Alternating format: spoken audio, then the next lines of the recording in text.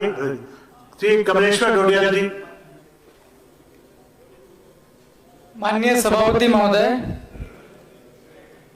मैं आपके माध्यम से माननीय वित्त मंत्री तक अपनी बात पहुंचाना चाहता हूं।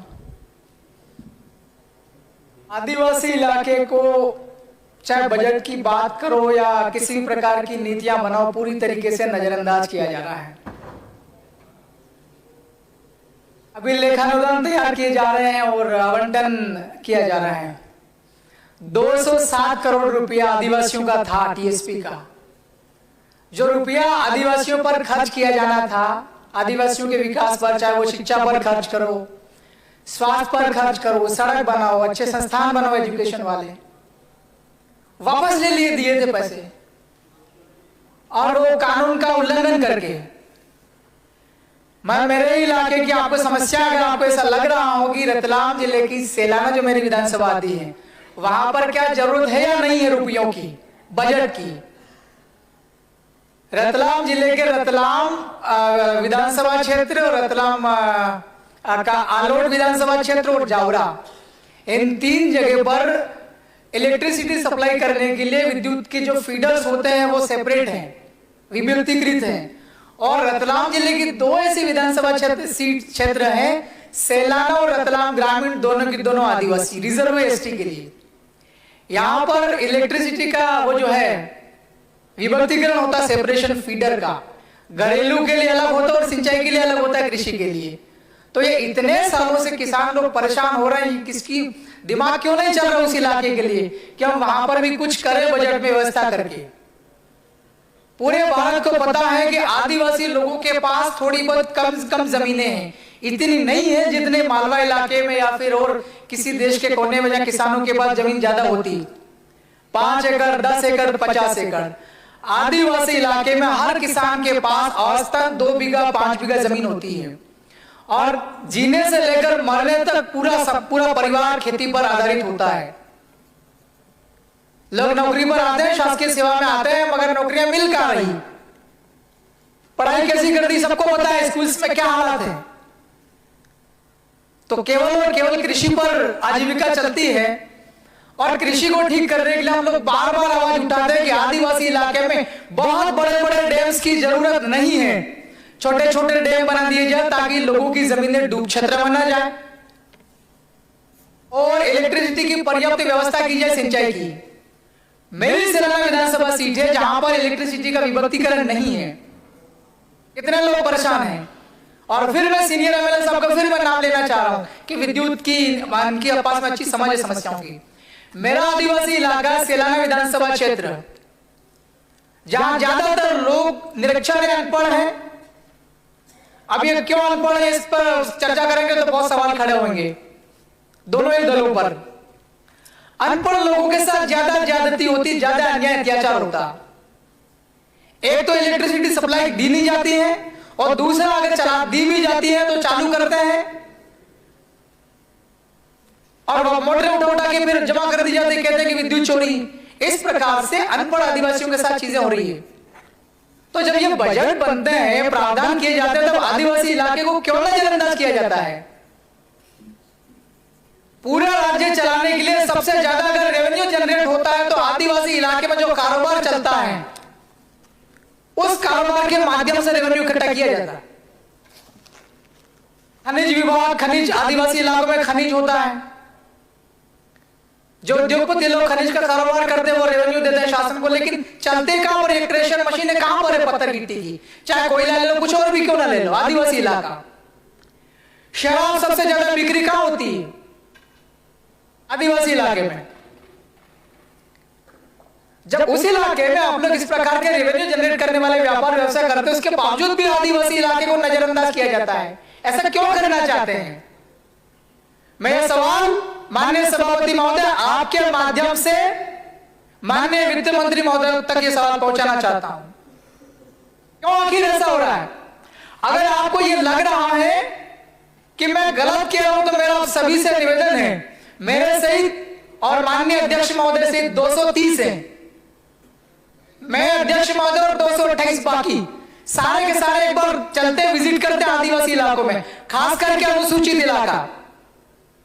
सर्वे करवाइए, हालात कैसे हैं।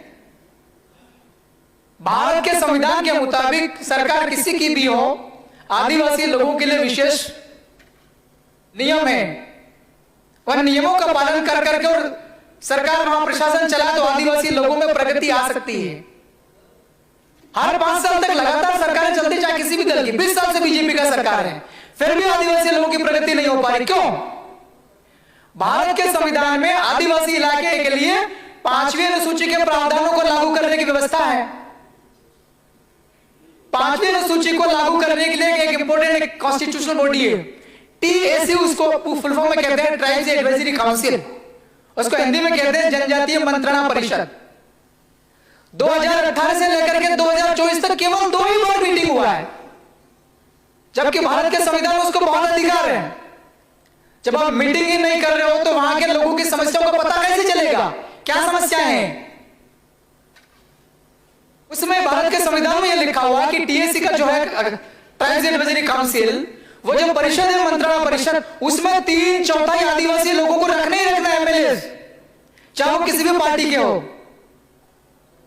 वो इसलिए रखना पड़ता, भारत के संविधान में सिर्फ उसका है मेंशन कि आदिवासी इलाके में आदिवासी लोगों की समस्याओं की समझ आदिवासी लोगों को ज्यादा है। अगर मैं झूठ बोलता हूं तो बहस करवा लीजिए सदन के अंदर मेरी और माननीय मुख्यमंत्री महोदय की, बिल्ली में कौन ठीक से बोल पाएंगे। जब भाषा ही नहीं आती आप लोगों को माननीय, तो आप कैसे समझोगे। तो जो व्यवस्था भारत के संविधान में है, उस टाइम पर जब भारत का संविधान बना था, वो महत्वपूर्ण संविधान बनाने वाले हैं, उस संविधान के हिसाब से क्यों नहीं चलना चाहती है सरकारें। बात बजट के ऊपर हो रही है, लेकिन जो मूल कारण क्या है उसके ऊपर ही बोल रहा हूं, मैं हट करके नहीं बोल रहा हूं। अगर हम भारत के संविधान का पालन करेंगे, संविधान के हिसाब से चलेंगे, सारी समस्याओं का समाधान फटाफट हो जाएगा। अगर भारत के संविधान के हिसाब से नहीं चलेंगे, आदिवासी लोगों के लिए क्या क्या पैसा कानून हो, चाहे वन अधिकार अधिनियम हो, चाहे भारत के संविधान की 5वीं अनुसूची हो, इनके आधार पर नहीं चलेंगे, लागू नहीं करेंगे इन आदिवासियों के लिए बने कानूनों को, कितने सालों तक ये सरकार चले, कितने दशक निकल जाएंगे, कितने शताब्दियां निकल जाएंगे, आदिवासी लोगों की प्रगति कैसे होगी। इसलिए मेरा निवेदन है, जब भी लेकर अनुदान तैयार किए, बजट बनाया जाए, आदिवासी लोगों का, खास करके अनुसूचित इलाके के आदिवासी लोगों का विशेष रूप से ध्यान दिया जाए। सभापति महोदय, मैं आपके माध्यम से माननीय मंत्री महोदय तक एक सूचना पहुंचाना चाहता हूं। मंदसौर जिले और नीमच जिलों के अंदर भी आदिवासी लोग रहते हैं। बहुत बुरी हालत है वहां के आदिवासियों की, जबकि वो शेड्यूल एरिया नहीं है, उनको इतना फायदा नहीं मिलता जितना अनुसूचित इलाके के आदिवासियों को मिलता है। वो जो घटना पिछली बार में जो घटी थी ना, सबको पता है, गाड़ी से घसीट कर एक आदिवासी को मार दिया था। वो इसलिए मार दिया कि संख्या कम है वहां पर, अनुसूचित इलाका नहीं है, सुनवाई कोई करता नहीं है। पूरे मध्य प्रदेश के सारी जेलों को अगर आप लोग टटोल लोगे, सब जानकारी निकालोगे, सबसे ज्यादा जेलों के अंदर आदिवासी लोग भरे हुए हैं। भारत के अंदर में बीजेपी का ही सरकार था, पैसा कानून बना था, panchayat extension to scheduled areas, अनुसूचित इलाकों में पंचायतों का विस्तार, बगैर ग्राम सभा के, बगैर गांव की लोगों की सूचना के, सहमति के कोई भी पुलिस स्टेशन पर मुकदमा दर्ज नहीं किया जा सकता आदिवासी लोगों के खिलाफ में। लेकिन यहां बस पैसा कमाने के चक्कर में मर्जी पड़े उसको कोई सी भी धारा लगा दो।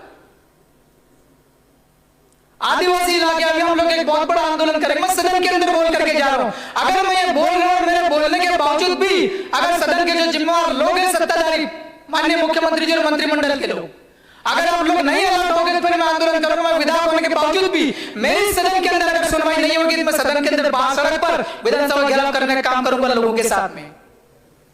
पूरे आपकी बात आ गई है, 30 सेकंड दे दीजिएगा।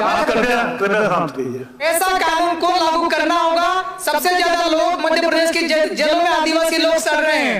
अनावश्यक पैसा कमाने के चक्कर में पुलिस स्टेशन के थानाधिकारी लोग आदिवासियों के खिलाफ सबसे ज्यादा 374 का मुकदमा दर्ज कर रहे हैं। आपको जब अवसर मिलेगा तब इस विषय में बात कीजिएगा। कानून के अपनी बात को वहीं तक सीमित रखें और समाप्त करें बात को। माननीय सभापति महोदय, मौका दिया, धन्यवाद।